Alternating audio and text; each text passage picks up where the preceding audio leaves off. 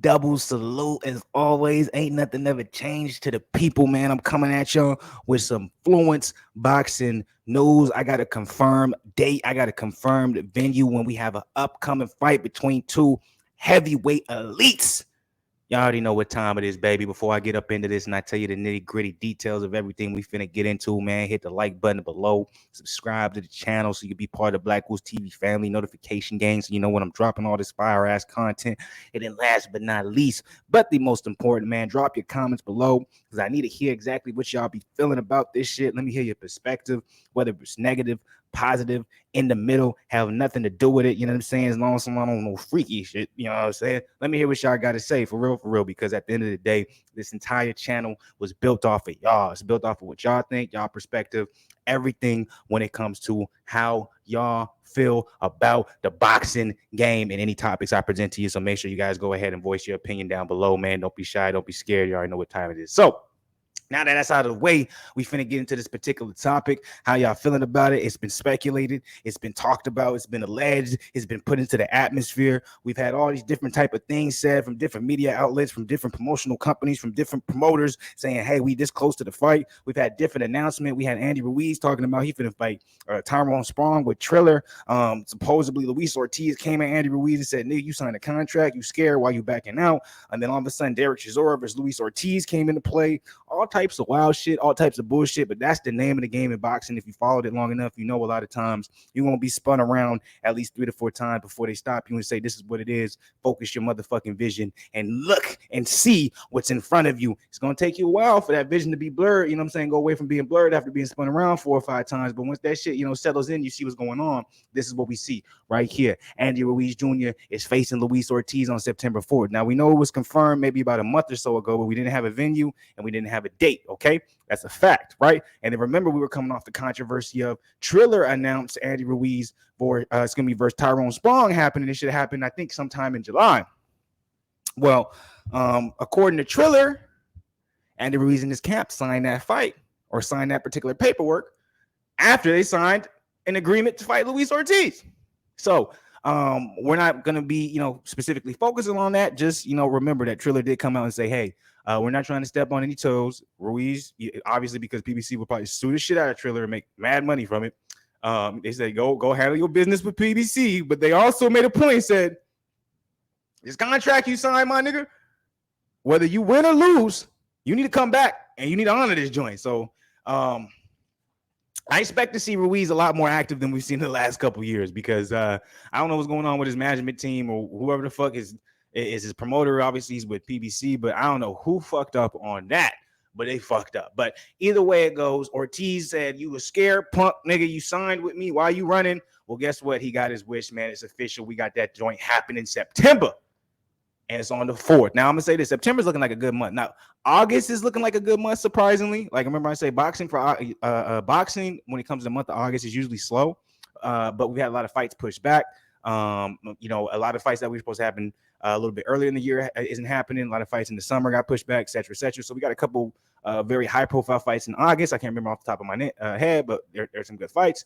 And then it looks like September is looking very good, especially with Andy Ruiz, Luis Ortiz being added to that month. That's going to be a fire fight. Now, this is the question I have because I know Andy Ruiz has a lot more fans than Ortiz, and a lot of people think Ortiz is old and washed up. They don't really respect him for his ability, especially since they feel like his 2 losses against Deontay Wilder. A lot of people don't respect Deontay Wilder, so they feel like blah, blah, blah, blah. So with all that being the case, before I get into this particular article, because we're not going to go too much into detail, because really this is about just confirming certain things that are going to happen and saying, hey, this fight is going to happen, which is a good, because, I'm very interested to see how Ruiz does against Ortiz, right? But what do you guys think about this fight? Who do you guys got winning? Who you guys got edging? I think this is very interesting because I do think Ruiz's explosion, his quickness, his speed is going to be a problem for Ortiz because he's older. We saw that kind of affect him when he fought Charles Martin, when he got hit with something that he didn't see coming, which it showed a slower reaction time, or maybe he just didn't respect Martin the same way as he did with Wilder.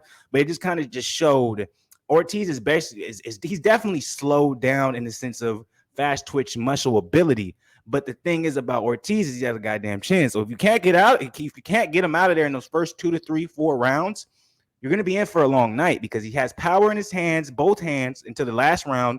He's going to keep the cardio up, and he's going to keep the same pace through those 12 rounds, and he's always going to box. He's never going to get outside of boxing. So the way I see it is, if Andy Ruiz, like his best way to success, I don't know how good of shape he is to come in, but the first 5 rounds, if he can't do anything significantly to change up Luis Ortiz trajectory going into the fight, he's going to end up getting knocked out, and we're going to see Ruiz stop. I promise you that. I do believe Ortiz can stop Ruiz, but it's all going to depend on how Ruiz is going to look that first 5 rounds, because Ruiz has the youth, he has the speed, he has the explosiveness. Ortiz has the boxing ability, the patience, the experience to sit there and be like, I'm willing to wait this out so I can find my opportunity. I'm willing to lull you to sleep. So as soon as you go to sleep, I'm throwing water on your face, and that water is that right hand, that uppercut, or that over the top right hook. So I think this is a very evenly based match. It's going to be interesting because a lot of people can look at this and they can say this is actually a precursor to Anthony Joshua versus Deontay Wilder. Why? Wilder beat Ortiz, Joshua beat Ruiz. So if we want to do stupid ass boxing math, even though stupid ass boxing math never works, Ruiz beat Ortiz, so Joshua will beat Wilder, or Ortiz beat Ruiz, so Wilder is better than Joshua type shit. So that's going to be the narrative of this. And after this fight ends, the biggest names coming up are not going to be, Ruiz knocked out Ortiz, or Ortiz knocked out Ruiz. It's going to be, well, if Ruiz beat Ortiz, that means Joshua will beat Wilder easily. Or if Ortiz beat Ruiz, then that means Wilder will beat. So y'all know that's going to be the narrative of this fight. This is really that, okay? But I do think it does really, really big numbers, because I still do think Andy Ruiz has a very big following. If you guys don't remember when he fought Chris Arreola, I don't remember if it was last year or if it was a year before. It was a long time. But that did really, really good numbers for PBC. And that was him fighting Chris Arreola. So I can see this doing even bigger numbers. So I understand why they put this on pay-per-view. Shit, they put Ortiz versus Charles Martin on pay-per-view, nigga. They're going to put this on pay-per-view. So let's get into the nitty-gritty. Former undisputed heavyweight champion Andy Ruiz Jr. will be returned to the ring after a 16-month layoff. So yeah, I was right. It was over a year to face Luis King Ortiz on Fox pay-per-view September 4th. Now that's the thing, though. Ortiz is very much so more active. So the 2-time world title challenger Ortiz, 33-2, 28 KOs, had a tough time in his last fight, having to get off the deck twice to rally to score a 6-round knockout to win over former IBF champion Charles Martin. I will say, in Ortiz's defense, it was southpaw. So the couple of fights that he got hit with, a couple of shots he got hit with, it was a classic southpaw fight. In the southpaw, I'm not used to that angle. For the most part, I'm used to fight orthodox fighters. Ortiz's power is still there, but his legs are stiffened up due to his advancing age, and he cannot move around the ring or get out of the way of shots like he used to. I agree with that. Still, you can't count out Ortiz in this fight, as Ruiz Jr. is a one-hit wonder, a fighter that got lucky against. I don't know if he got lucky. That definitely wasn't luck, but I thought it was skill. I think Ruiz Jr. is that good. It's just he never really capitalized off it because of work ethic. In the rematch in December 2019, Joshua easily beaten out of shape, poorly trained, 283. Like, it's hard to see. Like, you got to think about this. This is the way I see it. Is like Luis Ortiz is seemingly a 43, 44-year-old Cuban fighter who has consistently worked hard to stay in shape, right? You can't be that old at the heavyweight division and still be that successful. Well, you can, but it all depends. You know what I'm saying? And some people say that he's older than that, because if you guys look at, I remember back when I was a young gun, I was watching Joe Rogan podcast, they had Yo Romero on at the time. He was only 42, 41. And he said, oh, yeah. And they asked him, he's like, Luis Ortiz? He's like, yes, I remember him being in the gym with me. And he basically said, Luis Ortiz is older than him. I think Romero's 44, 45 now. Ortiz, I think he's slated to be like 44 as well. There's a possibility Ortiz might be hitting 50 right now, my nigga. Like, let's be 100 with you. But to be able to have the discipline to fight at a high level at heavyweight boxing that old, it's like it makes me say it's hard for me to bet against him when Andy Ruiz is that young and he can't even be disciplined, right? So you're talking about a relatively undisciplined young fighter, but who has all the athletic advantages toward a very disciplined older fighter. It's just one of those fights. That's how I feel. That's how I see it. That's how I see it coming into this particular fight. Let me know if I'm wrong, though. All right, let's go down a little bit. Let me see. So by waiting until he's 43 years old supposedly right now. I don't think he's 43. I think he's more 46. But in Ruiz's previous fight, he returned from a 17-month layoff. And think about that. He went from a 17-month layoff, defeated a 40-year-old journeyman in Chris Arreola by a unanimous decision. Arreola has never been on the level of Ortiz. Let's just be 100, because he's not a boxer like Ortiz. He beat him on a 12-round unanimous decision and got dropped by him And then he goes on another 16 months layoff, and now he's going to fight the 43-year-old Luis Ortiz. Look, if there's anything you can say is, hey, or Ruiz, you're fighting a lot of older guys, journeymen. I'm not looking at this fight that way. I think if Ruiz does not come in his most fucking tip-top shape, if he doesn't come ready, excuse me, not Ortiz. If Ruiz doesn't come in tip-top shape, if he doesn't come ready, I think Ortiz knocks him out.